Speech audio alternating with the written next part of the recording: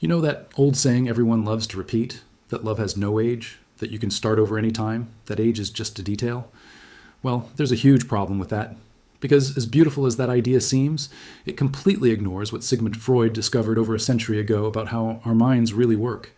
And what he revealed shows exactly why that new romance you're thinking of starting could turn into the biggest mistake of your life. Look, if you're over 40 or 50 and considering entering a new relationship, or if you're already in one right now, you need to hear what's coming.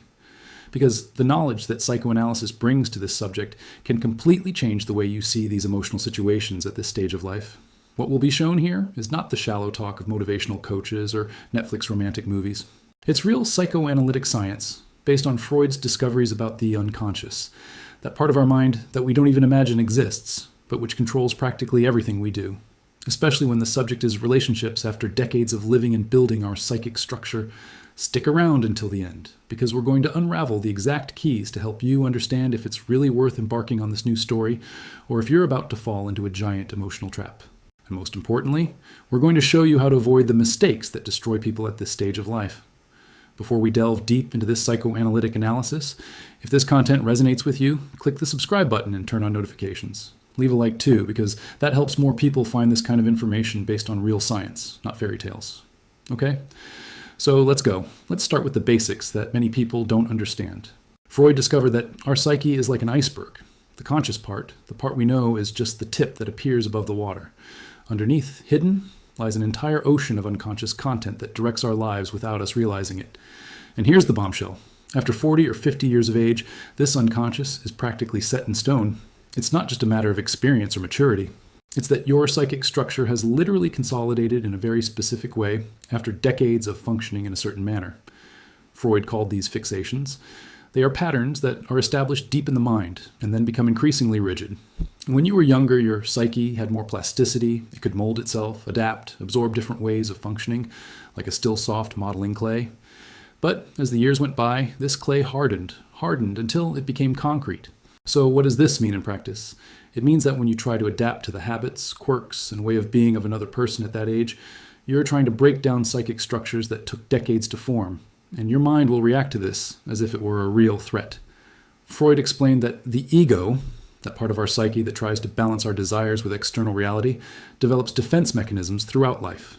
By the age of 40 or 50, these mechanisms have been operating automatically for so long that any attempt to change them generates absurd psychological stress.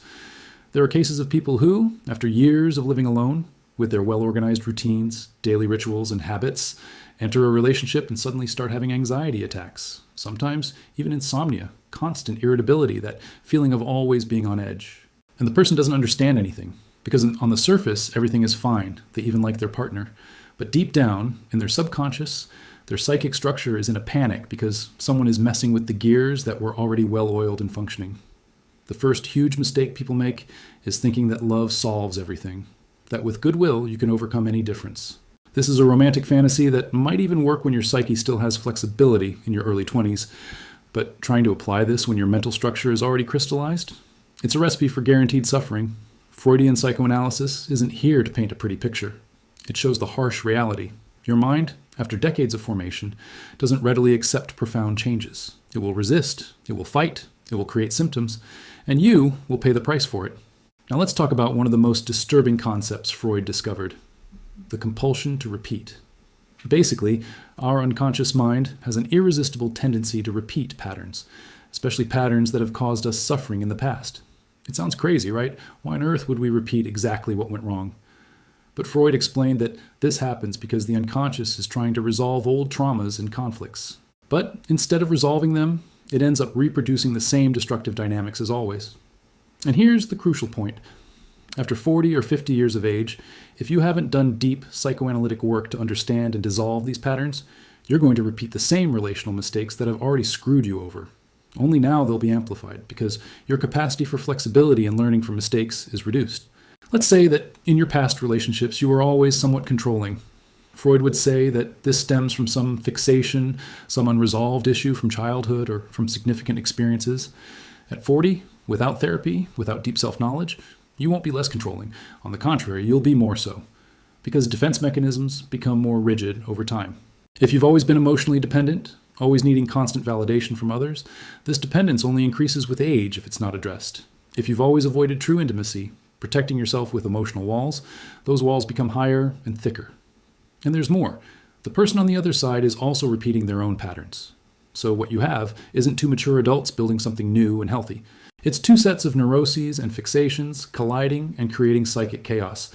People reach this stage of life thinking that because they've lived longer, they've automatically become relationship experts. But Freud shows that experience without psychic processing is just mechanical repetition. You can have had 5 marriages and learned absolutely nothing about yourself. Because intellectual learning, like, now I know I don't want a jealous person, doesn't change deep unconscious patterns. Knowing that you dislike jealousy doesn't mean you understand why you attract jealous people. It doesn't mean you understand the role you play in that dynamic. It doesn't mean you've processed the wounds that cause you to tolerate jealousy to the breaking point. Freud was categorical. Without bringing the unconscious to the light of consciousness, without analyzing and processing repressed content, you are condemned to repeat it. And at this age, the window for change is closing very quickly. True emotional maturity doesn't fall from the sky just because you had a birthday. It requires dedicated psychoanalytic work. It requires you to confront your shadows, your traumas, your fixations. Most people don't do that. And then they enter new relationships carrying the same package of unconscious problems as always. Freud identified 2 fundamental principles that govern our psyche: the pleasure principle and the reality principle. The pleasure principle is that primitive impulse that wants immediate gratification, that cannot tolerate frustration, that lives in the I want it now mindset. The reality principle, on the other hand, is the ability to delay gratification, to accept that not everything is possible, to deal with frustration in a mature way. And guess what happens when someone in their 40s or 50s decides to enter a relationship driven primarily by the fear of loneliness, by the panic of growing old alone? They're operating directly from the pleasure principle, from that childish part of the psyche that can't tolerate the discomfort of solitude. Freud called this inability to be alone existential anxiety. And many people try to mask this anxiety with relationships, as if another person could fill the inner void. But here's the hard truth. A relationship based on need, not genuine desire, is a toxic relationship from the start. When your primary motivation is to avoid loneliness, mainly thinking about who will take care of you when you get old, your unconscious develops what psychoanalysis calls pathological object dependence. You transform the other person into an object that exists only to satisfy your emotional needs. And then you tolerate harmful behaviors, enormous incompatibilities, even situations that hurt you, because the fear of being alone is greater than the need for well-being. But there's a cruel paradox in all of this. Bad company is infinitely worse than loneliness, much worse. Because when you're alone, you preserve your mental well-being. You can maintain your self-care routines. You have space to cultivate true friendships, family, activities that truly nourish you. An unsuitable partnership contaminates your entire life experience. It affects your sleep, your appetite, your ability to concentrate, your mood. It even affects your other important relationships. And what's worse, at this age, recovering from a destructive relationship is much more complicated than it was in your youth. Your emotional resilience isn't what it used to be. Your support network may be more limited. Your psychological resources to start over are much scarcer. Freud would say that libido, that vital psychic energy, decreases with age, so you have less fuel to get back on your feet after a relationship trauma. Another thing people don't realize, there's a huge opportunity cost to being in the wrong relationship at this stage. Every year you invest in a partnership that doesn't bring you true well-being is a year you don't invest in other areas of life that could give you much more satisfaction. At 40 or 50, you have unique opportunities. You generally have more financial freedom to travel. You can develop hobbies that have been put aside for years. You can deepen friendships that are much more stable and nourishing than romantic relationships. You can invest in your personal development, your health, and projects that truly ignite your passion. But when you're entangled in a problematic relationship, all your psychic energy goes into trying to manage conflicts, trying to make the relationship work, dealing with constant emotional drama. Freud would call this transference neurosis. You transfer all your vital energy to a situation that only drains you. And that's especially tragic at this age because time is limited. The years you have ahead to enjoy with health, energy, and mental clarity are precious. Wasting those years in a relationship that subtracts from you instead of adding to it is one of the most costly mistakes someone can make. Let's talk now about the defense mechanisms that Freud mapped out. These are unconscious strategies that the ego uses to protect itself from anxiety, conflict, and emotional pain. Everyone has them. Denial, projection, rationalization, reaction formation, sublimation, among others. The problem is that after decades of using the same defense mechanisms, they become automatic and rigid. You don't even realize when you're using them anymore. And what happens when two people with incompatible defense mechanisms try to form a couple at that age? It's a perfect recipe for permanent conflict.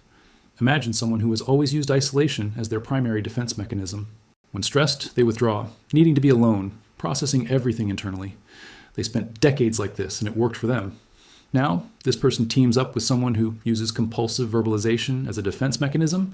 When anxious, they need to talk, processing everything externally. Freud would say that these two will live in a cycle of mutual frustration. When one tries to regulate themselves emotionally using their usual defense mechanism, they automatically deregulate the other. The one who needs silence panics when the other starts talking. The one who needs to verbalize feels rejected when the other isolates themselves. And here's the point. Changing defense mechanisms established decades ago isn't difficult. It's almost impossible without in-depth analysis. Trying to force these changes can generate serious psychosomatic symptoms.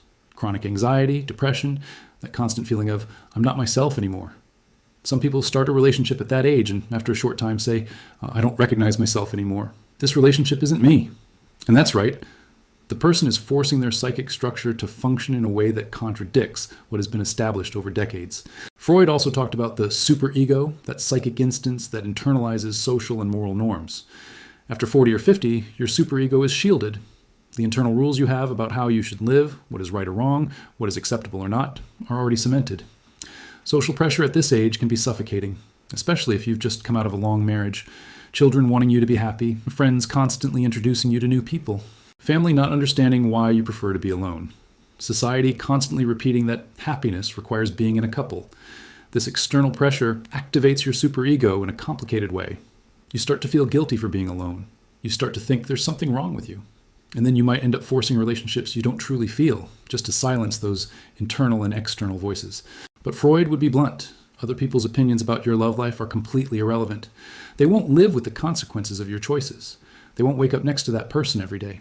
They won't have to deal with the incompatibilities, the conflicts, the daily stress. Your well-being is your responsibility, and only you can determine what truly makes you happy. If that means being alone, you have every right to be alone. You don't owe anyone an explanation or justification. Freudian analysis shows that consciously chosen solitude is often infinitely healthier than companionship maintained by social pressure or fear. This is because conscious solitude allows you to maintain the integrity of your psychic structure, while inappropriate companionship generates constant internal fragmentation. If you're already in a relationship after 40 or 50, there are signs that psychoanalysis teaches you to observe. These are indicators that something in the dynamic is generating deep psychic conflict. First, if you constantly feel the need to modulate your personality to avoid conflict, that's a huge red flag. Freud would say you're repressing fundamental aspects of yourself, and repression generates symptoms, always. Second, if your sleep patterns have changed since you entered the relationship, your subconscious is screaming that something is wrong. Sleep is the first indicator of psychological stress. Insomnia, recurring nightmares, waking up tired, all of this shows that your psyche is not at peace. Third, if you've lost interest in activities that once brought you pleasure, if your social circle has shrunk, if your vital energy has decreased, these are classic signs that the relationship is draining your libido, in the broad psychoanalytic sense of life energy. Fourth, if you constantly have mental conversations about whether the relationship is worth it, if you keep justifying your partner's behavior that bothers you, if you feel you're constantly making concessions without receiving reciprocity, your intuition, what Freud would call unconscious perception, is alerting you. At that age, you don't have time for relationships that might work with a lot of work. Either it works relatively naturally or it doesn't. You don't have 20 years ahead of you to build something from scratch. That's the reality. But it also needs to be clear, not all is lost. There are specific circumstances where a relationship after 40 or 50 can be absolutely wonderful, but it requires very particular conditions. First condition, both people need to have done in-depth psychoanalytic work. Freud was categorical about this. You cannot form healthy bonds without first having analyzed and worked through your own unconscious conflicts. You can't have a healthy relationship with another person if you don't have a healthy relationship with yourself.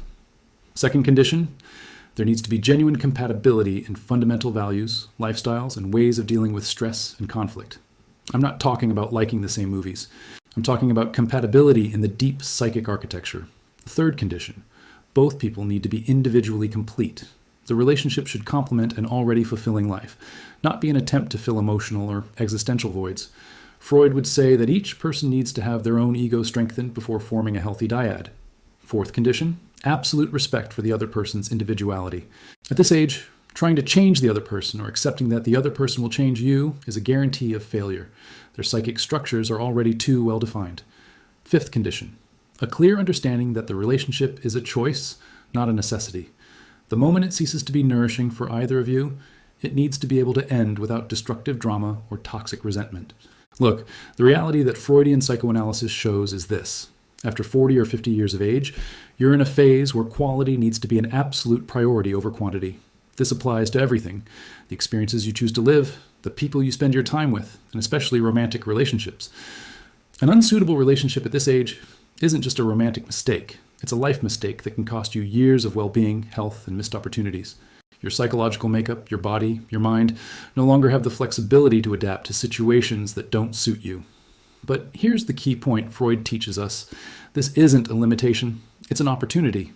The opportunity to be extremely selective, to choose only what truly nourishes you, to create a life so rich and fulfilling in solitude that only someone truly exceptional could improve upon it. The biggest mistake you can make isn't being alone at this age. The biggest mistake is settling for less than you deserve out of fear of loneliness. Because conscious and chosen solitude will always be better than company that diminishes you instead of enriching you. Your life, after 40 or 50, can be the fullest, most authentic, and most satisfying you've ever lived, but only if you have the courage to choose quality over quantity, well-being over conformity, self-love over social approval. Now I want to hear from you. Did any of these points resonate with your experience? Have you noticed how your adaptability has changed over the years? Have you ever felt that tension between wanting company and needing to preserve your peace? Leave a comment. Your story can help other people who are going through exactly the same thing. If this content resonated with you, share it with someone who needs to hear it. Sometimes we need a little push based on real science to make the best decisions in our lives.